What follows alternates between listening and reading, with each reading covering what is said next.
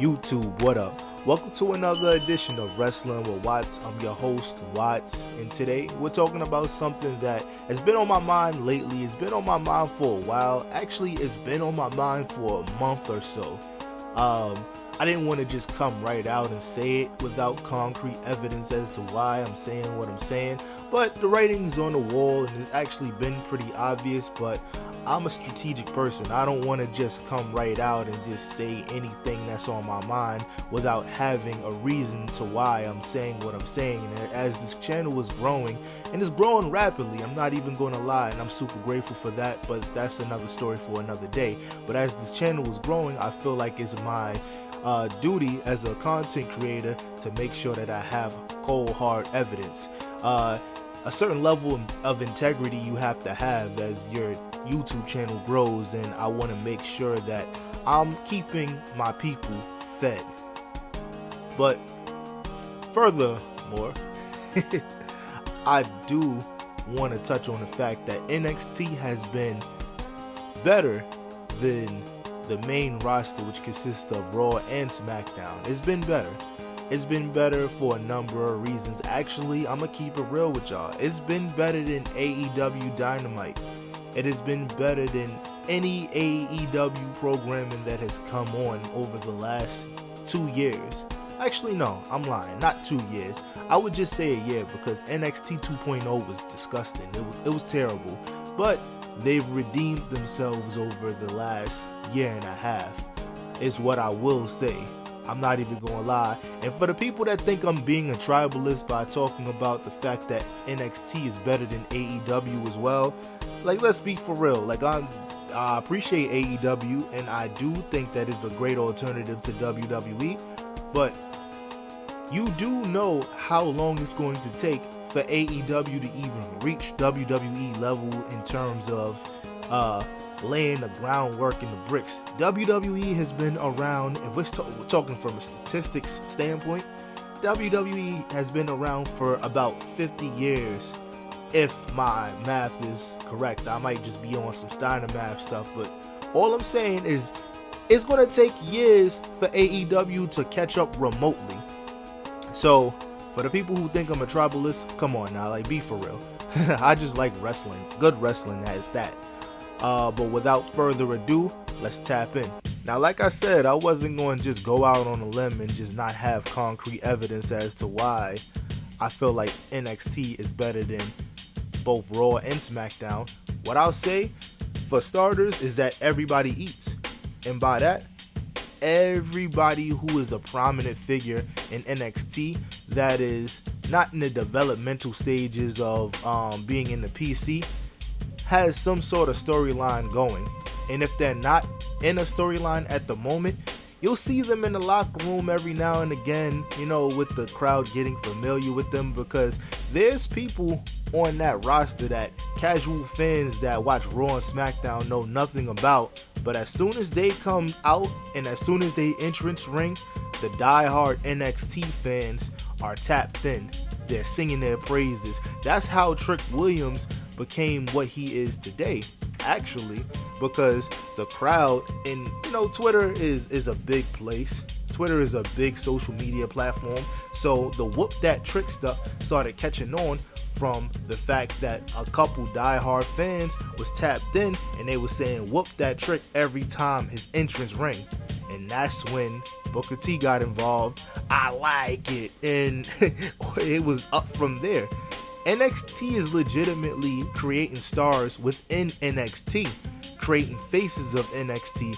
There's certain guys, like let's say a Dion Lennox, who is on Team Move Shield now, and he's probably going to be the cult leader of the Shield or Team Move Shield. But even though we don't know him for his matches, we know him as fake Clark Kent, Black Clark Kent. You know what I'm saying? He is featured, not every week, but he's featured to the point where we know who he is if we watch NXT. There's a couple of other people that's in this position that's getting up there and they're making moves now as well. Carmen Petrovic, she's really good. She's a knockout artist. She has like a Mortal Kombat type gimmick and stuff like that. She's getting her flowers and she's getting opportunities now too. Everybody in all of these divisions across the men's and the women's division, mid-card division, the world title scene in NXT. Across the board, everybody gets vignettes, everybody gets videos, everybody gets matches so that the crowd can be familiar with them. And that's what I mean by everybody eats. It's a collaborative effort. It's not just one person that's making that. They all are pushing each other along, and they're pushing each other to be better. And that's what I like to see. And that's the type of camaraderie that we don't see on the main roster because of how mainstream it is.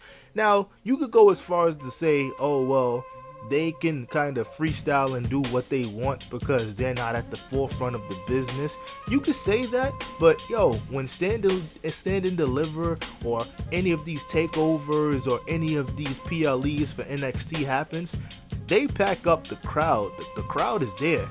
They pack the arena all day. So we can't run around just saying that now. And when somebody comes up to the main roster, they get relatively loud plops unless they wasn't really doing too much or they didn't win a world title or something like that. So that's what I mean by everybody eats, and I like it. Another thing that we can't sleep on is the fact that NXT has the best and has the most stacked women's division in all of wrestling. They get featured.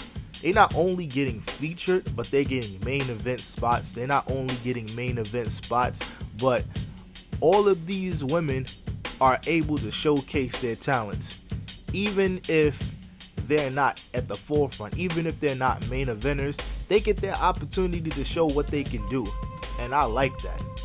Everybody from down to the Sol Rukas of the world, the Nikita Lyons, the Kiana James when she was in NXT, the Jada Parkers and stuff like that, everybody at some point or the other got an opportunity to show how good they really were, or show their charisma, show people why they should be in the spot they're in.